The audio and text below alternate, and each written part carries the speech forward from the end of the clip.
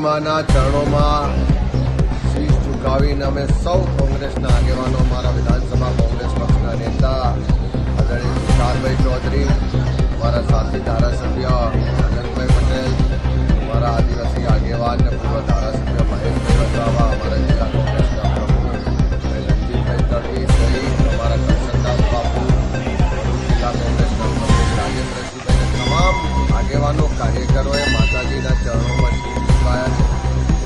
સર્વના કલ્યાણ માટે પ્રાર્થના કરી. આ સમગ્ર આદિવાસી વિસ્તાર અને આદિવાસી સમાજે માતાજીના આશીર્વાદથી જળ, જંગલ અને જમીનનું સદીઓથી જતન કર્યું છે, સિંચન કર્યું છે અને રક્ષણ કર્યું છે. આજે જ્યારે વિકાસના નામે આ વિસ્તારમાં જળ, જંગલ અને જમીન છીનવવાના પ્રયત્નો થતા હોય, આદિવાસી સમાજને એના હક અધિકાર માટે લડાઈ લડવી પડે, સંઘર્ષ કરવો પડે, એવા દિવસો આવ્યા હોય ત્યારે માતાજીના ચરણોમાં શીશ ઝુકાવીને પ્રાર્થના કરી છે કે અમને શક્તિ આપે, આ જળ, જંગલ અને જમીનનું રક્ષણ કરી શકીએ, એનું જતન કરી શકીએ અને આવનારા સમયમાં સૌનું કલ્યાણ થાય એ માટે કામ કરવાની